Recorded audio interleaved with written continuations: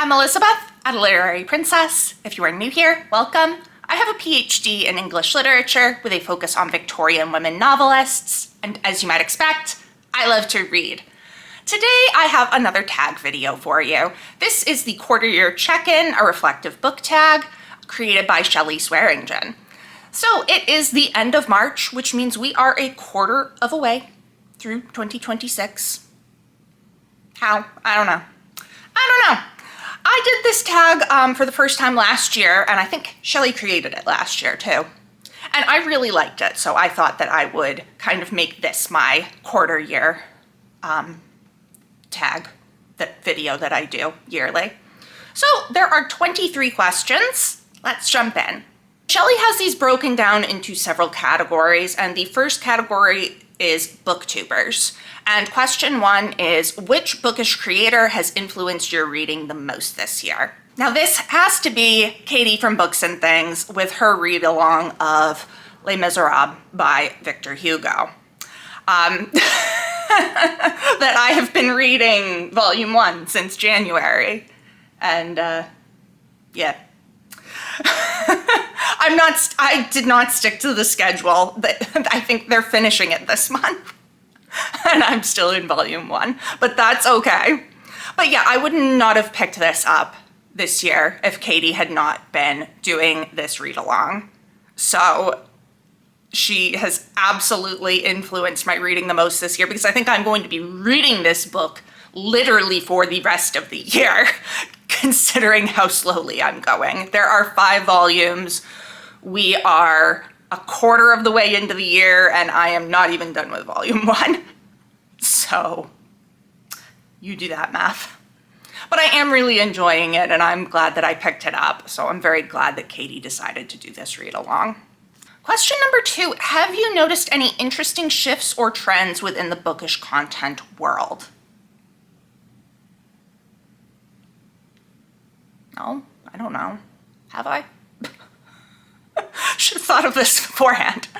I guess one thing I've noticed is that a lot of people are joining in for Roy from Roy Reads Anything's neglected Victorian bestseller read along, which means that a lot of people are picking up these more obscure Victorian authors, some of whom I work with, like Weta and Marie Corelli.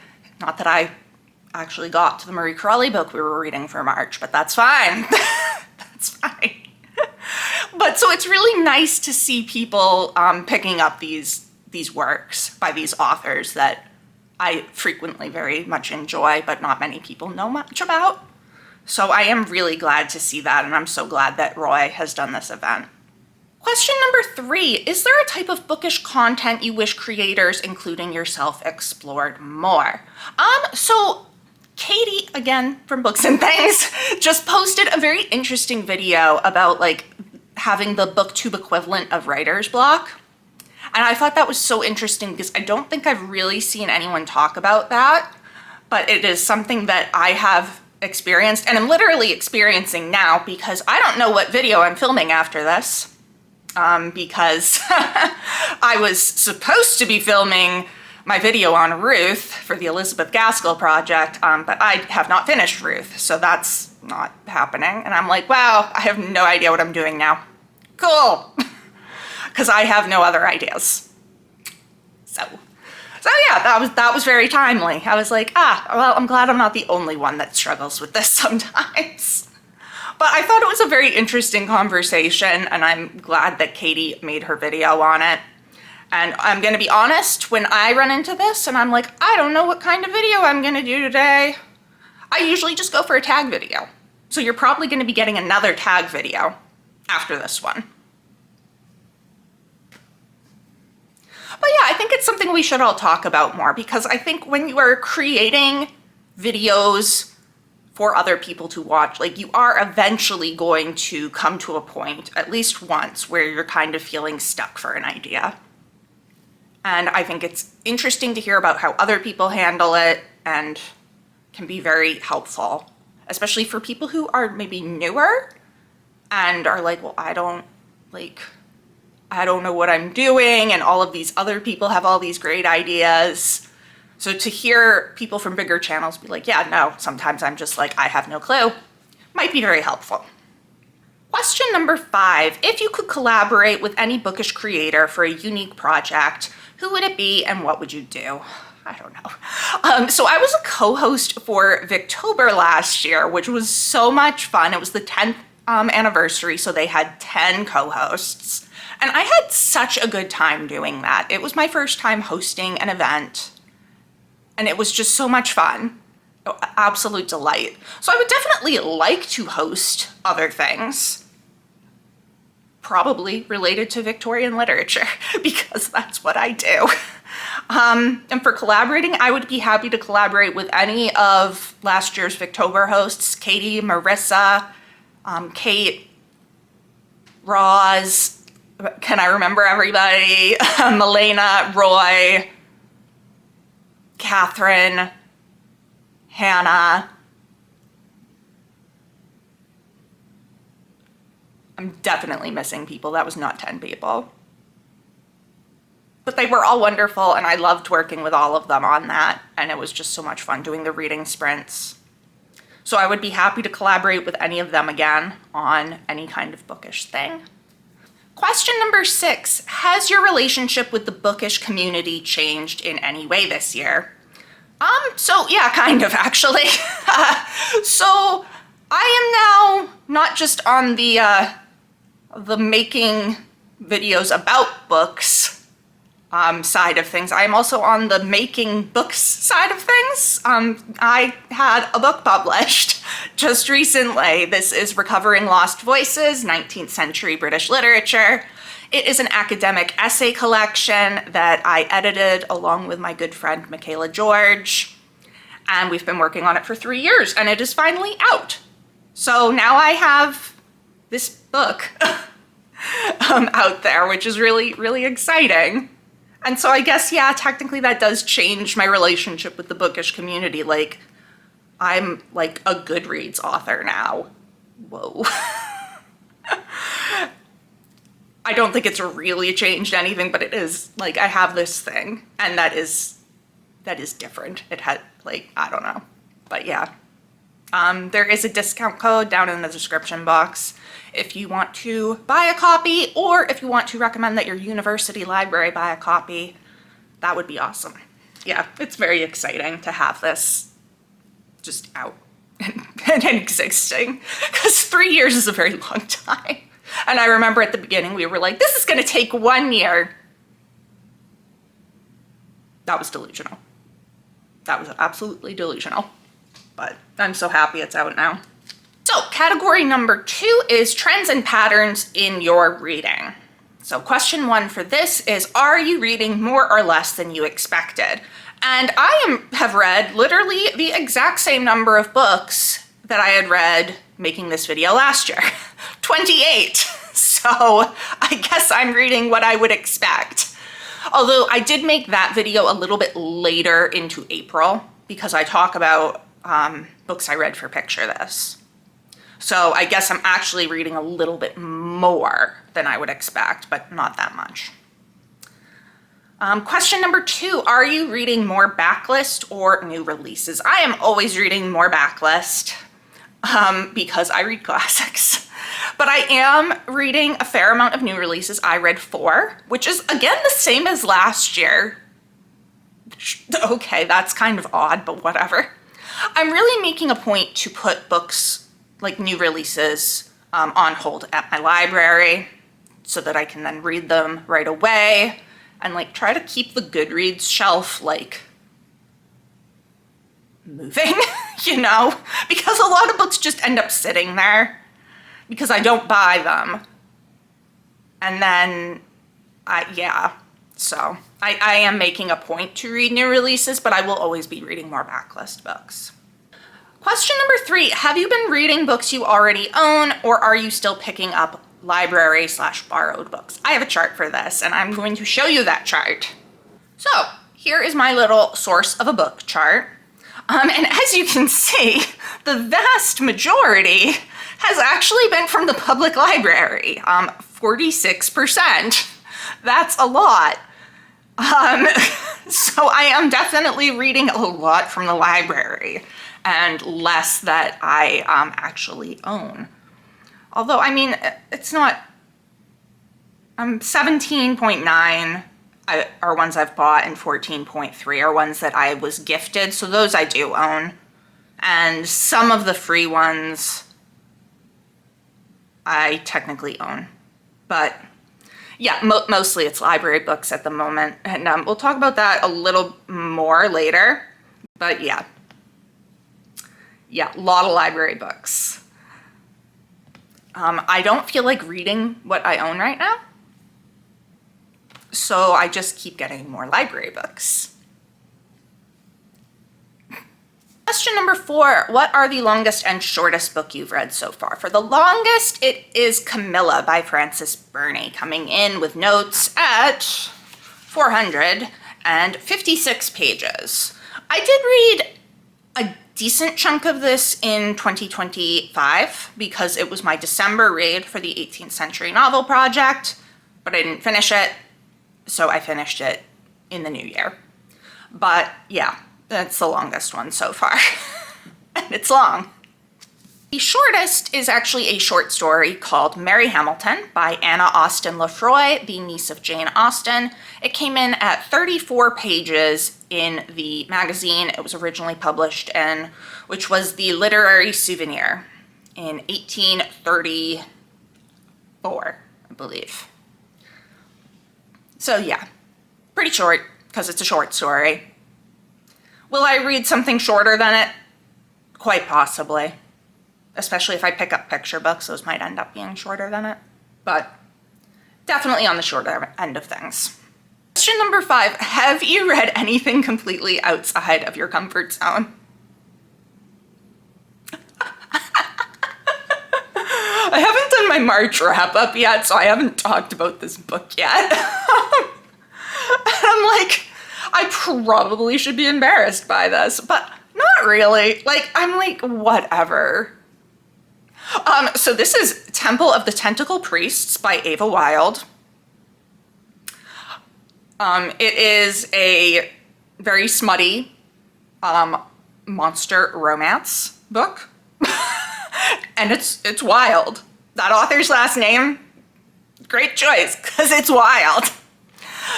So I saw a review of this over on Tumblr, and I was like, that sounds absolutely unhinged. What the actual? And then moved on with my day, and then I was like, but I'm kind of curious. Like, I'm just, what? And it was available on NetGalley to request. So I was like, you know what? Why not? I do not read published smutty stuff. I'll read fan fiction sometimes, but like this was very outside of what I would ever usually read. Especially the whole monster romance aspect, very, very far away. So yeah. Sometimes you just want something absolutely unhinged. And it was. Like, it is exactly what it sounds like on the tin. And I was like, huh, interesting. Okay.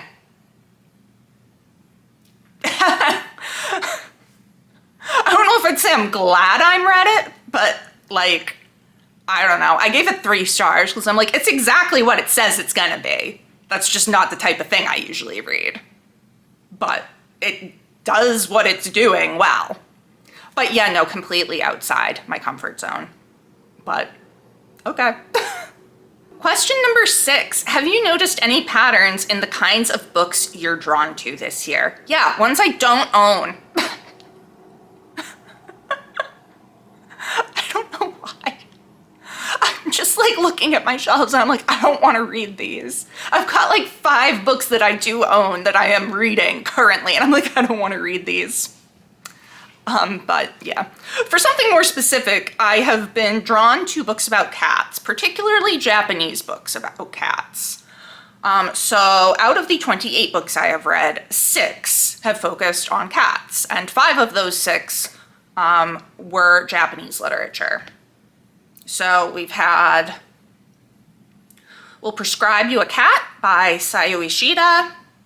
We'll Prescribe You Another Cat, also by Sayo Ishida. Agnes Aubert's Mystical Cat Shelter by Heather Fawcett, which is the one that is not Japanese. The Curious Kitten at the Chibineko Kitchen by Yuta Takahashi. The Blanket Cats by Kiyoshi Shigematsu. And She and Her Cat Stories by Naruki Nagakawa. I don't know. I love cats. As you know, you guys, if you've been watching, have seen my cats plenty of times being menaces. And yeah, I've just been in the mood to read books about cats from the library. Not the books about cats that I own, which I think I only have one that I actually haven't read, which is a Japanese book about cats. It's the follow-up to the Traveling Cat Chronicles called The Goodbye Cat by Hiro Arikawa. But no, not reading that one. Ones I don't own. Books about cats that I do not own. Question number 7. Have you been more intentional with your reading, or has it felt more like following whims and impulses? Absolutely whims and impulses. Whims and impulses to read the books that I don't own. I don't know. Like, I'm trying to be intentional. Like, I'm picking up an Elizabeth Gaskell book each month, even if I don't finish it in that month. And I am working my way through Les Mis and The Complete Poems of Emily Dickinson, although at a rather erratic kind of way. But yeah, mostly I'm just like picking up what I want, which is not things that I own and things that were not on my 50 books. I think this is definitely one of the years that I have been less intentional with my reading than usual. But like, whatever. Category number 3? Yeah, I think so. Reading goals and challenges. So question 1 here is, are you on track with any reading goals or challenges you set at the beginning of the year? And I'm going to share my screen with you again to show you my, my goals sheet. So here's my goals sheet. As you can see, I made a goal to read 12 library books. And I have completed that and actually gone over that within 3 months.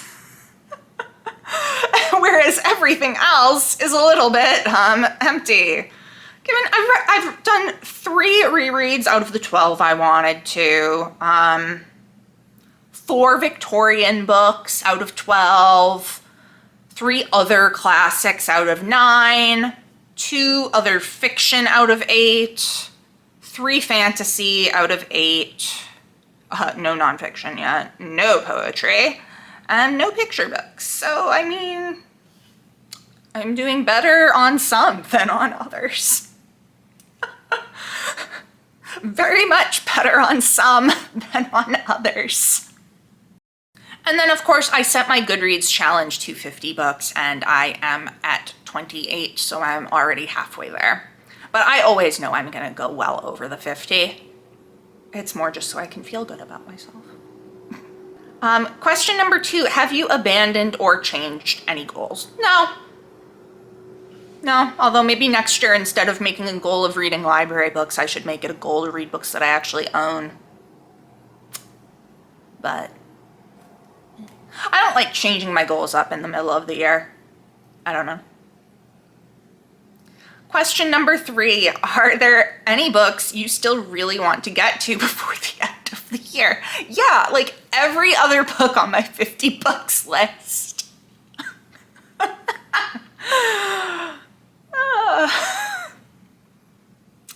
Yeah, I mean, I want to obviously read the rest of Elizabeth Gaskell's work. I want to finish Ruth. God, what else do I have by her?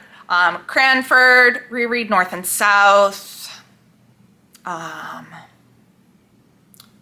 read Sylvia's Lovers, My Lady Ludlow, and A Dark Knight's Work. I don't know if that order was correct. I don't think it is. And also Cousin Phyllis, and then reread Wives and Daughters. And I would like to also read Gothic Tales. So I guess if I could only get to a certain amount of books before the end of the year, I would want it to be those ones since I am doing this project. But I would also like to get to these other 48 books because I think I've only read 2 off of my list. And then the final category is personal reading reflection. Question 1, what's the most disappointing book you've read? Oof, Mary Hamilton by Anna Austen Lefroy.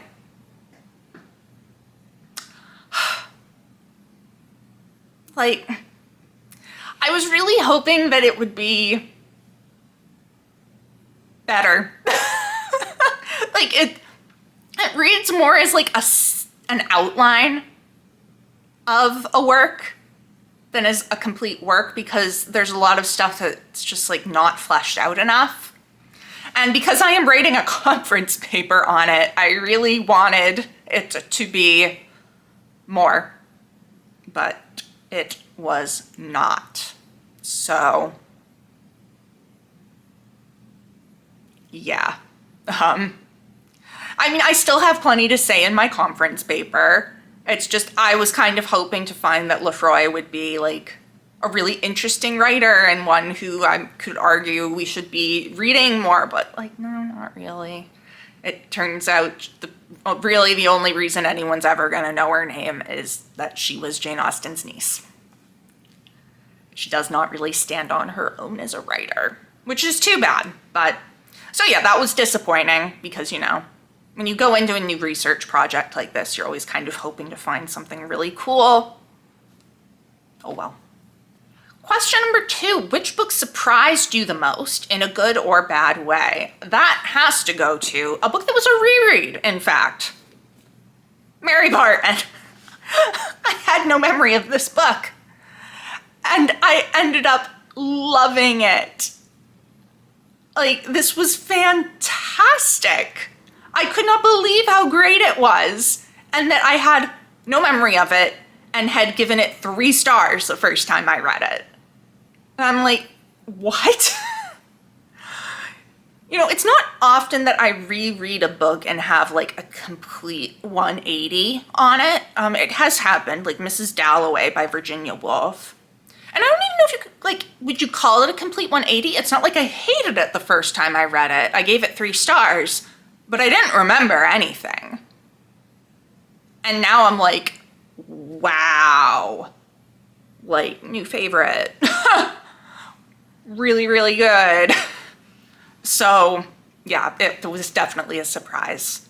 Question number 3, have you discovered any new favorite authors? So I don't consider an author a favorite author until I have read and really loved 3 of their books, at least. So I have not really discovered any new favorite authors, although I think that considering how good Mary Barton is, I think Elizabeth Gaskell is probably going to join the ranks of favorite authors.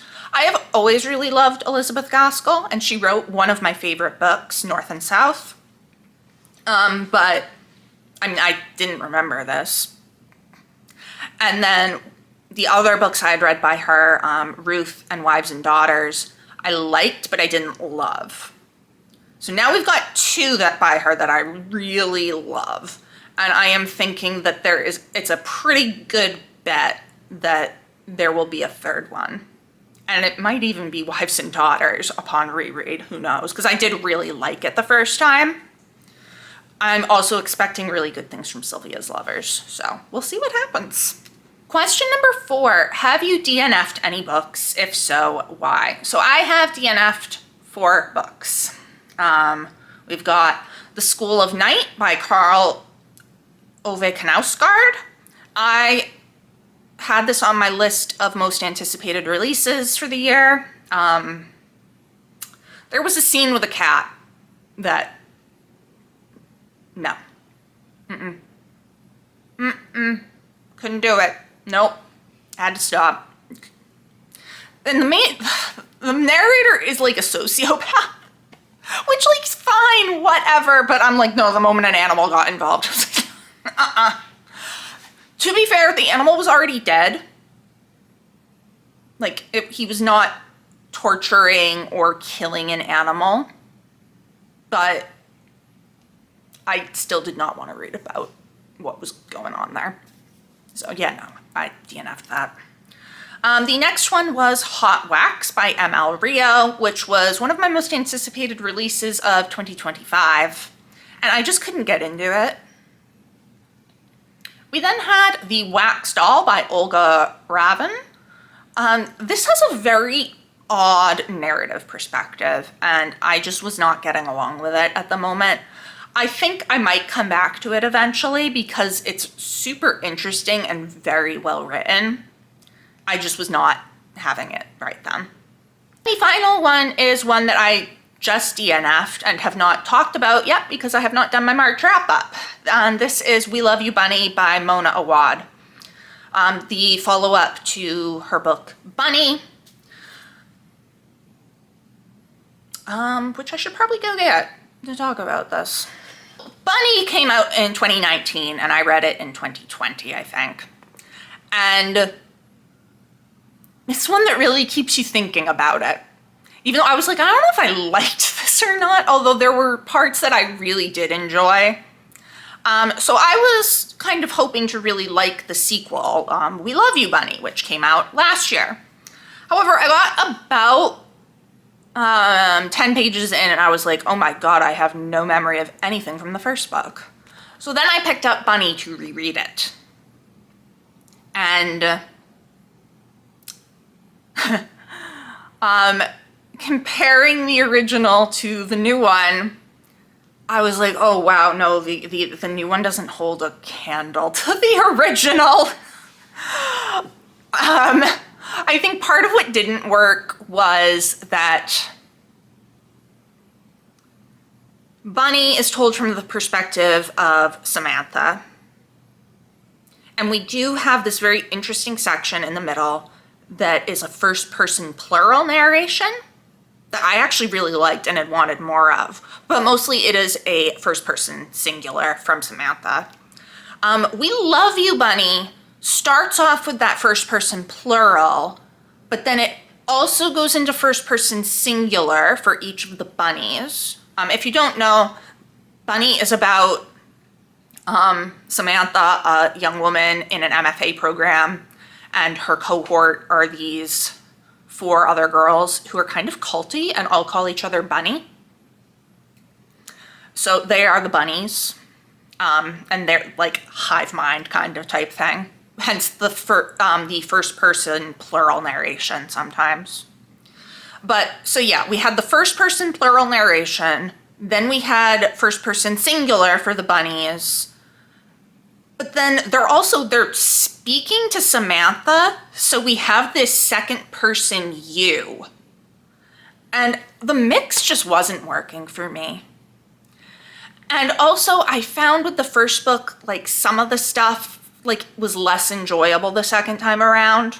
And I was like, I really don't want to go through more of it in a book that I am finding not as well written. And that honestly, frankly, was too long. It's like double the size of Bunny. Like, this is not very long. The other one was like almost 500 pages. So yeah, so I DNF'd that. I did finish Bunny though, or rereading Bunny. Question number 5, what's the book that has resonated with you the most this year and why? So I think for this, I'll have to go with The Curious Kitten at the Chibineko Kitchen by Yuta Takahashi. This is a book of kind of interconnected short stories focused around this restaurant, the Chibineko Kitchen, that serves remembrance meals. So if you have a loved one who has passed, you can have a remembrance meal for them. And there's something very special about this restaurant because when a remembrance meal is served, the loved one will appear and will be able to talk to the person having the meal for as long as the steam is coming off the hot food. So one of the focal characters is a young woman who has lost her brother. God, what is her name? Kotoko. And yeah, that resonated with me a lot. As someone who's lost my brother, it was emotional. Did I cry? Yeah, I cried. So yeah, that one. Although also, this book has recipes in it. And just for something a little bit more cheerful, this book has recipes for each of the remembrance meals. And I made one of them, and it came out so good. So not only did I really resonate with this book and have an emotional response to it, I also got a great recipe out of it that me and my husband are like, wow, this is excellent. Question number 6, which book challenged your perspective or made you think differently about something? And for this, I'm gonna say Stay With Me by Ayobami Adebayo. This is a Nigerian novel about people whose names I'm never gonna remember.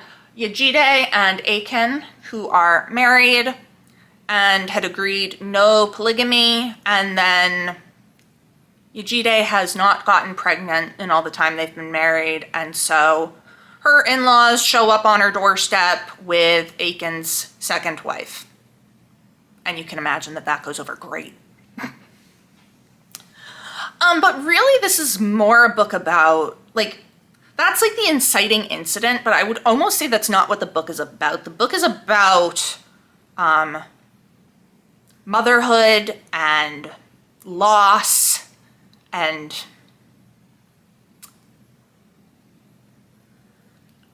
love, and what does it mean to love somebody and all that.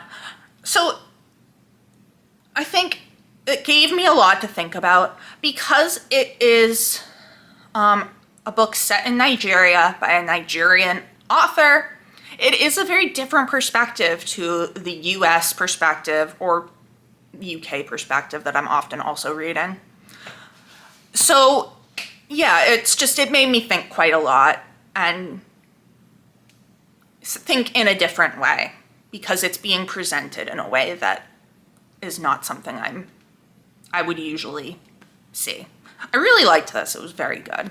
So I'm just realizing that I forgot a question way back in the first section. So in the Booktubers section, question number 4 is, what's a book recommendation you took from a creator that completely paid off? And yeah, my eyes just glanced over that. But it's actually not from a booktuber. It's from somebody over on the bookish side of Tumblr, which we call Bookler, kind of like how the bookish side of YouTube is Booktube. And this is Cinder House by Freya Marks.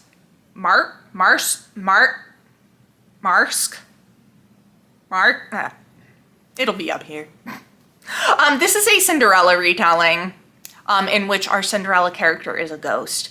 And one of my friends over on Tumblr had it as one of her favorite fairy tale retellings. Her and I talk about fairy tale retellings quite frequently. And I was like, well, I'll pick it up. And I loved it. It was great. I'm so glad that I did. Back to where we were, which was on question number 7 of the personal reading reflection, which is also the last question of the whole thing. And that is, what's the best book you've read so far this year? And so the reason I realized I missed that other question is because the best new to me book that I have read so far this year is Cinder House. Just really interesting take on the Cinderella fairy tale, and different and enjoyable and well written, and it was really good. But the actual best book that I have read this year was a reread, and it was Mary Barton. I'm like, can I even count it as a reread when I straight up did not remember it? I don't know, but this book is phenomenal. Did I even say what it's about? I don't think I did. We are following Mary Barton, who's the daughter of a disillusioned trade unionist, and she's kind of in a love triangle between her childhood friend, Jem Wilson, and the mill owner's son, who has a name. Henry Carson. And things happen, and that's all I'll say. Don't read the back of the book, it just spoils everything. But this book is amazing. What an absolutely phenomenal book with great characters and some really exciting scenes. Just fantastic. Fantastic. So that is my quarter year check-in. Thank you so much to Shelley for making this tag. I'm not going to tag anybody, but I would love to hear your answers to some of these questions down in the comments. Also, have you read any of the books I talked about, and what did you think of them? If you enjoyed this video, please don't forget to give it a thumbs up and subscribe to see more of my bookish content. It has been great chatting with you. I will see you soon. Bye.